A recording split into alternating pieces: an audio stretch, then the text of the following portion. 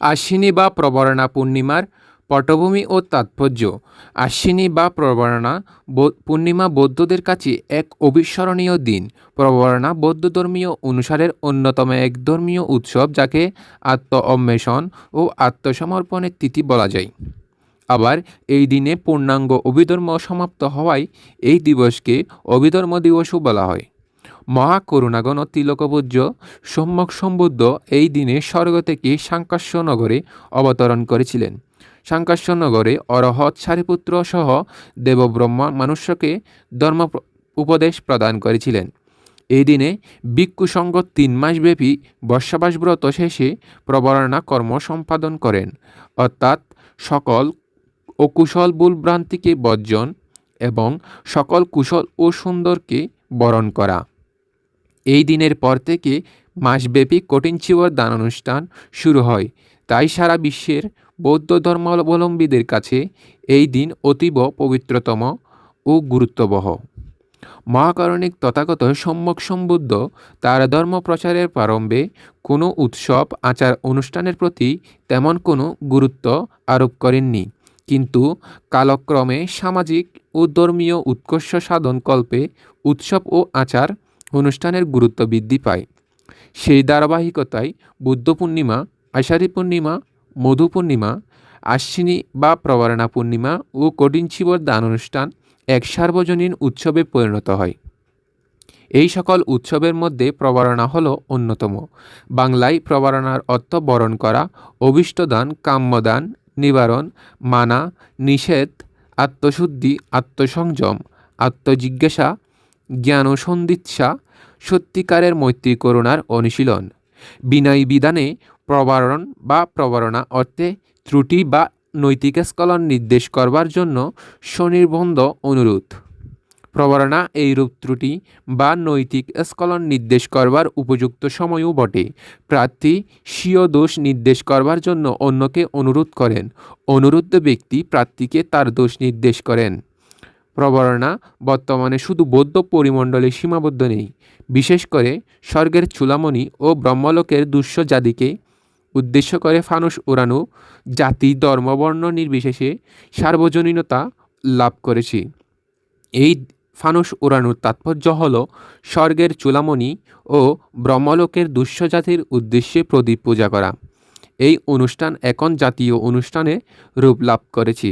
এই অনুষ্ঠানের ধর্মীয়, সামাজিক ও জাতীয় তাৎপর্য অত্যন্ত ব্যাপক। প্রবরণার স্থান, কাল ও উৎসব।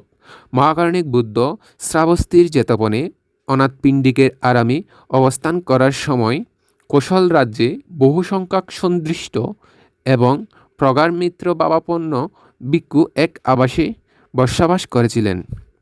ভিক্ষুগণের মনে এই চিন্তা উদয় হল, আমরা কোনো উপায় অবলম্বন করলে সমগ্রভাবে মহানন্দে, নির্বিবাদে ও নিরাপদে বসবাস যাপন করতে পারব এবং ভিক্ষান্ন সংগ্রহেও কোনো অসুবিধা হবে না। আবার তাদের মনে এই চিন্তা উদয় হলো যে, যদি আমরা পরস্পর আলাপ আলোচনা না করি তাহলে আমাদের বসবাস যাপন সুখকর হবে। আমাদের যিনি প্রথম গ্রাম হতে ভিক্ষান্ন সংগ্রহ করে প্রত্যাগমন করবেন, তিনি আসন বিছিয়ে রাখবেন, পাদুতক, পাদপীঠ,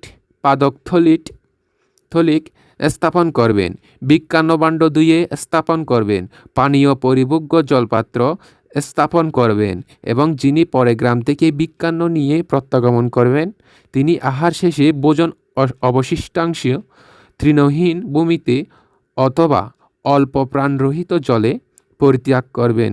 আসন তুলে রাখবেন, পাদুতক, পাদপীঠ, পাদকথলিক সামলিয়ে রাখবেন, অন্নভাণ্ড ধুয়ে রাখবেন, পানীয় পরিভোগ্য জলপাত্র ঠিক করে রাখবেন, ভোজনশালা সম্মার্জন করে রাখবেন। আর যিনি পানীয় জলের কলসি, পরিভোগ্য জলের কলসি অথবা পায়খানার জলপাত্র জলশূন্য দেখে তা জলপূর্ণ করে রাখবেন। যদি জলপাত্র অতিরিক্ত ভারী হয় তাহলে হাতের সংকেতে অন্যকে আহ্বান করে দরাদরি করে স্থাপন করবেন। কিন্তু তজ্জন্য বাক্যোচ্চারণ না করে তাহলে আমরা সমগ্রভাবে মহানন্দে, নির্বিবাদে ও নিরাপদে বর্ষাযাপন করতে পারব। এবং ভিক্ষান্ন সংগ্রহেও কোনো অসুবিধা হবে না। অনন্তর ওই ভিক্ষুগণ পরস্পর আলাপ আলোচনা থেকে বিরত থাকলেন এবং এভাবে বর্ষাবাস শেষ করে বুদ্ধ দর্শনের জন্য শ্রাবস্তিতে আসেন। বর্ষাবাস সময় তারা কিভাবে অতিবাহিত করছেন, বুদ্ধের এমন এক প্রশ্নের জবাবে ভিক্ষুরা বললেন, ভগবান, আমরা নিরুদ্বেগে ছিলাম এবং সমগ্রভাবে মহানন্দে ও নির্বিবাদে ও নিরাপদে বর্ষাবাস যাপন করছি এবং ভিক্ষান্ন সংগ্রহেও কোনো অসুবিধা হয় নাই। ভগবান বুদ্ধ আবার জিজ্ঞাসা করলেন, তোমরা কিভাবে সমগ্রভাবে মহানন্দে নির্বিবাদে ও নিরাপদে বসবাস যাপন করেছ এবং কিভাবে ভিক্ষান্ন সংগ্রহেও কোনো কষ্ট পাওনি, ক্লিষ্ট হও নাই? তখন ভিক্ষুগণ পূর্বের ঘটনা বুদ্ধকে জ্ঞাত করলে বুদ্ধ বললেন, হে ভিক্ষুগণ, তোমরা প্রতিকূলভাবে বসবাস সমাপ্ত করে অনুকূলভাবে সমাপ্ত করেছ বলে কিভাবে মনে করছ? পরস্পর শত্রুর ন্যায় বসবাস করে সুখে করছে বলে মনে হয়েছে কেন? মুখ পুরুষগণ, তিত্বিকগণের মনবত গ্রহণ করেছ। হে ভিক্ষুগণ, তোমাদের ওই কার্যে অপ্রসন্ন দিকের প্রসন্নতা উৎপাদন করবে না। এইভাবে নিন্দা করে ধর্মকথা উত্থাপন করে ভিক্ষুদেরকে আহ্বান করলেন, হে ভিক্ষুগণ, তিত্বিকগণের মনব্রত গ্রহণ করতে পারবে না। যে গ্রহণ করবে তার দুঃখট অপরাধ হবে। হে ভিক্ষুগণ, আমি অনুজ্ঞা করছি, বর্ষাবাসী ভিক্ষুগণ দৃষ্ট, শ্রোত এবং আশঙ্কিত বিষয়ে প্রবর্ণনা করবে। তা তোমাদের পরস্পরের মধ্যে অনুকূলতা, অপরাধ হতে উদ্ধার পাবার উপায় ও বিনয়বর্তিতা আনয়ন করবে। প্রবর্ণনার নিয়ম। হে ভিক্ষুগণ, এইভাবে প্রবর্ণনা করবে। দক্ষ এবং সমর্থ ভিক্ষু সঙ্গকে এইরূপ প্রস্তাব জ্ঞাপন করবে, মাননীয় সঙ্গ, আমার প্রস্তাব শ্রবণ করুন। অদ্য প্রবর্ণনা। যদি সঙ্গ উচিত মনে করেন তাহলে সঙ্গ প্রবর্ণনা করতে পারেন। তখন স্থবির ভিক্ষু উত্তরা সঙ্গ দ্বারা দেহের একাংশ আবৃত করে পায়ের অগ্রভাগে বর দিয়ে বসে কৃতাঞ্জলি হয়ে এরূপে বলবে, দৃষ্টস্রোত অথবা আশঙ্কিত ত্রুটি সম্বন্ধে সঙ্গকে প্রবর্ণনা করছি। আয়ুষ্মান দৃষ্ট, শ্রোত অথবা আশঙ্কিত আমার এরূপ কোনো ত্রুটি থাকলে তা আপনারা অনুগ্রহপূর্বক আমাকে বলুন। নিজের মধ্যে কথিত ত্রুটি দেখলে আমি তার প্রতিকার করব। তৃতীয়বারও এইরূপ উক্ত নিয়মে ক্রমান্বয়ে নবীন ভিক্ষুগণও প্রবর্ণনা করবে। সুতরাং চারিত্রিক শুদ্ধিতার জন্য প্রবর্ণনা ভিক্ষুদের অত্যন্ত তাৎপর্যবহ। বুদ্ধ প্রজ্ঞপ্তি করার পর দৃষ্টস্রোত ও আশঙ্কিত ভুলভ্রান্তি অপরাধ থেকে কলুষমুক্ত হওয়ার জন্য ভিক্ষু সঙ্গ পবিত্র সীমা গড়ে সম্মিলিত হয়ে একে অপরের নিকট দোষ স্বীকার করেন। নিজের দোষ স্বীকারের মধ্যে যে মহত্ত্বতা আছে, এই শিক্ষার মাধ্যমে তা ধারণ করা হয়। মানুষ মাত্রই জ্ঞাত ও অজ্ঞাত ভুল করতেই পারে। সেই ভুলকে দৃঢ়তার সাথে স্বীকার করে সংশোধনের প্রচেষ্টার মাধ্যমে সামনের দিকে এগিয়ে যাওয়াই হলো জীবনের সার্থকতা। কি ভুল স্বীকার করার মতো সকলের সৎ সাহস থাকে না। একজন আরেকজনের হিতৈষী হয়ে অনুশাসন করলে উভয়ের কল্যাণ হয়, এতে শাসন পরিশুদ্ধ হয়। এই আত্মশুদ্ধির প্রক্রিয়ার মাধ্যমে নিজের মন পবিত্র হয় এবং আত্মশক্তি বৃদ্ধি পায়। আমাদেরও দোষ ত্রুটির জন্য পরস্পরের নিকট ক্ষমা প্রার্থনা করা উচিত। এতেই সুসম্পর্ক সৃষ্টি হয়, মনের রাগ ও হিংসা দূর হয়। প্রবর্ণনা পূর্ণিমার এই শিক্ষা শুধু ভিক্ষুদের জন্য নয়, গৃহীদের ক্ষেত্রেও প্রযোজ্য। গৃহী বৌদ্ধদেরও প্রবর্ণনার তাৎপর্য উপলব্ধি করা উচিত। নিজ মন শুদ্ধিও প্রবর্ণনার তাৎপর্য অনুধাবন করা কর্তব্য। প্রবর্ণনার দিন বিহারে ও গৃহে অনেক আনন্দ উৎসব চলে। ঘরে নানা ধরনের খাদ্যদ্রব্য তৈরি করা হয়, বিহারকে নানা রঙে সাজানো হয়। এমনকি গ্রামের রাস্তাগুলোকেও নানা রঙিন কাগজ ও ধর্মীয় পতাকায় সাজানো হয়। সেদিন সকাল থেকে গ্রাম ও বিহার যেন উৎসবমুখর হয়। ছোট বড় সবাই বিহারে যায়, বুদ্ধ পূজা করা হয়। উপাসক উপাসিকারা পঞ্চশীল ও অষ্টশীল গ্রহণ করেন। অনুত্তর পূর্ণক্ষেত্র সংঘের উদ্দেশ্যে সঙ্গদান করা হয়। বিকেলে প্রবর্ণনার তাৎপর্যের উপরে ধর্ম আলোচনা হয়। এতে ভিক্ষু সংঘ ধর্মের নানা বিষয়ে ধর্মদেশনা করেন। সন্ধ্যায় প্রদীপ জ্বালানো হয়। দেশ ও বিদেশে শান্তি কামনায় সমবেত প্রার্থনা করা হয়। এরপর ফানুস উড্ডয়ন করা হয়। এতে ছোট বড় নবীন প্রবীণ সকলে আনন্দে মেতে ওঠে। রাতে কীর্তন ও ধর্মীয় সাংস্কৃতিক অনুষ্ঠান আয়োজন করা হয়। মানে যে উদ্দেশ্যে ফানুস উত্তোলন করা হয় তা হলো আষাঢ়ী পূর্ণিমা তিথিতে সিদ্ধার্থ গৃহত্যাগ করে অনুমা নদীর তীরে উপস্থিত হয়ে তিনি চিন্তা করলেন প্রবর্তিত জীবনে চুলের কোনো প্রয়োজন নেই। তাই তিনি ক্ষুরদার তলোয়ার বের করে বাম হাতে তার চুল ধরে ডান হাত দিয়ে তাচ্ছেদন করে অধিষ্ঠান করলেন, আমার কর্তৃত চুল আমি আকাশে নিক্ষেপ করে দেব। আমি জন্মান্তর 30 পারমি পূরণ করে যদি প্রকৃত বুদ্ধাঙ্কুর হয়ে এই জন্মে বুদ্ধ হতে পারি, তাহলে আমার এই চুল আকাশে নিক্ষেপ করা হলে আকাশে ঝুলন্ত অবস্থায় থাকুক, মাটিতে আর পতিত না হোক। এই চুল আকাশে নিক্ষেপ করলে দেবরাজ ইন্দ্র একটা স্বর্ণের ঝুড়িতে করে আনন্দচিত্তে তাবতিংশ স্বর্গে নিয়ে গেলেন এবং সেখানে এই চুল স্থাপন করে জাদি নির্মাণ করা হয়। বুদ্ধত্ব লাভের পূর্বেই এই জাদি নির্মিত হয়, যার নাম চূড়ামণি জাদি। আষাঢ়ী পূর্ণিমা তিথিতে সিদ্ধার্থের গৃহত্যাগের কথা জানতে পেরে অতীত জন্মের বন্ধু ব্রহ্মলোকের গটিকার ব্রহ্মা সিদ্ধার্থকে অষ্টপরিষ্কার দান করার উদ্দেশ্যে অষ্টপরিষ্কার নিয়ে এসেছিলেন অনুমা নদীর তীরে। সিদ্ধার্থ তার চুলছাদনের পর শরীরের আবরণ খুলে ফেললে গটিকার ব্রহ্মা তার অষ্টপরিষ্কার দান করেন। গটিকার ব্রহ্মা সিদ্ধার্থের পরিত্যক্ত রাজাভরণ বিনীতভাবে চেয়ে নেন। এই পরিত্যক্তকৃত রাজাভরণকে গটিকার ব্রহ্মা অনিত্য ব্রহ্মলোকে নিয়ে যান এবং সেখানে এই রাজাভরণ স্থাপন করে একটি জাতি নির্মাণ করেন। এই জাতির নাম দুষ্য জাতি। এটাই গৌতম বুদ্ধের শাসনামলের সর্বপ্রথম পরিভোগ জাতি।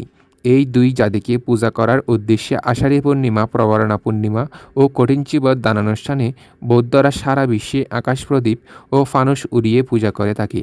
নানা রকম বাদ্য বাজনার তালে তালে সৎ সংকীর্তনে জংকারে নেচে গিয়ে বর্ণিল ফানুস আকাশে উড়ানো হয়। রাতে এই দৃশ্য অপূর্ব মনে হয়। এটি আজ শুধু ধর্মীয় বিষয় নয়, অন্যতম সামাজিক উৎসব। ফানুস উৎসব উপভোগ করার জন্য জাতি, ধর্ম, বর্ণ নির্বিশেষে প্রবরণা পূর্ণিমায় বৌদ্ধতে সমবেত হয়। এই ফানুস উৎসবের জন্য প্রবরণা পূর্ণিমা বহুলাংশে সার্বজনীনতা লাভ করেছে। ধর্মপ্রচার। আষাঢ়ী পূর্ণিমা বা প্রবরণা পূর্ণিমার অপর এক তাৎপর্যময় বিষয় হল এদিন থেকে বুদ্ধ স্বশিষ্যে ধর্মপ্রচার শুরু করেন। বুদ্ধ বুদ্ধত্ব লাভ করার পর আষাঢ়ী পূর্ণিমায় সারনাথে পঞ্চবর্গীয় শিষ্যদের প্রথম ধর্মদেশনা করেছিলেন। এরপর যশ এবং তার 54 জন সহচর সহ মোট 60 জন শিষ্য সহ প্রথম বর্ষাবাস মৃগধা ভবনে অবস্থান করে তিনি শিষ্যদের আহ্বান করে বলেছিলেন, হে ভিক্ষুগণ, আমি যেমন লোভ দেশ ও মোহমুক্ত, তোমরাও তৃষ্ণা, লোভ ও ক্লেশমুক্ত।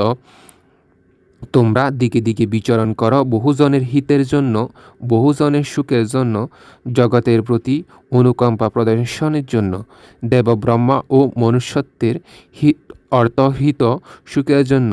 হে ভিক্ষুগণ, তোমরা দেশনা করো, যার আদিতে কল্যাণ, মধ্যে কল্যাণ ও অন্তে কল্যাণ এবং অর্থযুক্ত, ব্যঞ্জনযুক্ত, সমগ্র পরিপূর্ণ ও পরিশুদ্ধ ব্রহ্মচর্য প্রকাশিত করো।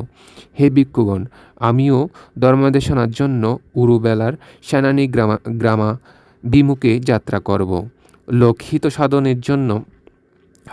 লোকহিত সাধনের এই নির্দেশ ভিক্ষুকদের নতুনভাবে উদ্বুদ্ধ করল, নতুন প্রাণে অভিষিক্ত করল। তারা বেরিয়ে পড়লেন দিকে দিকে উদার সংকল্প নিয়ে।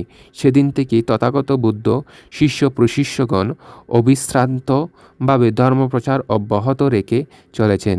বিভিন্ন সময়ে নানা প্রতিকূলতায়ও ভিক্ষুসঙ্ঘ ধর্মপ্রচার প্রসার করে গেছেন। কখনো ধর্মসভায় গৃহস্থের বাড়িতে, আবার কখনো পাথরের গাত্রে খোদাই করে পত্র পুঁতিতে লিপি আকারে। বর্তমানে বিজ্ঞান সমৃদ্ধময় যুগে অসংখ্য গ্রন্থাগারে কিংবা ইন্টারনেটে। সর্বোপরি সদ্ধর্মকে রক্ষা ও প্রচারের জন্য যুগে যুগে ভিক্ষু সংঘ ধর্মপ্রচার করে চলেছেন। 3 মাসব্যাপী বর্ষাবাসী ভিক্ষু সংঘ ও দায়ক সমাজ শীল সমাধি ও প্রজ্ঞার অনুশীলনের মাধ্যমে চিত্তের যে শুদ্ধতা সংযমতা ধারণ করেন প্রবারণায় তা পরিপূর্ণতা লাভের মাধ্যমে ভবিষ্যৎ বিনির্মাণের পথ প্রশস্ত হয়। জীবন চলার মতে সকল গ্লানি অশুভ অবসাদ বিবাদ বিসংবাদ কলুষতা ভুল ভ্রান্তি কুসংস্কার মিথ্যা অহমিকা ত্যাগ করে একতাবদ্ধ হয়ে সামনে এগিয়ে যাওয়ার দৃঢ় সংকল্প গ্রহণ করার দিন এই প্রবরণা। আজকের সামাজিক প্রেক্ষাপটে বুদ্ধের মহান ত্রিশিক্ষা পরিয়ত্তি প্রতিপত্তি ও প্রতিবেদ ও নীতি আদর্শ চর্চার মাধ্যমে জীবন গঠন করা এবং বাস্তব জীবনে তা প্রতিফলন বড়ই প্রয়োজন। ব্যক্তিগত সামাজিক জাতীয় ও রাষ্ট্রীয় জীবনে বুদ্ধের মানবতাবাদী শিক্ষার চর্চা ও প্রয়োগের বিকল্প নেই। জাতি ধর্মবর্ণ নির্বিশেষে সবাই বুদ্ধের মহান দর্শনকে অনুসরণ করতে পারে। বুদ্ধের শিক্ষা ও দর্শন চর্চা ও প্রয়োগের মাধ্যমে আমরা সুখী সমৃদ্ধশালী শান্তিপূর্ণ বিশ্ব প্রতিষ্ঠা করতে পারি। প্রবরণা আমাদের সেই শিক্ষা দেয়। বন্ধুরা, ভিডিওটি ভালো লাগলে অবশ্যই একটি সাবস্ক্রাইব ও শেয়ার করে রাখবেন। পরবর্তী ভিডিওতে পাশে থাকার জন্য ধন্যবাদ।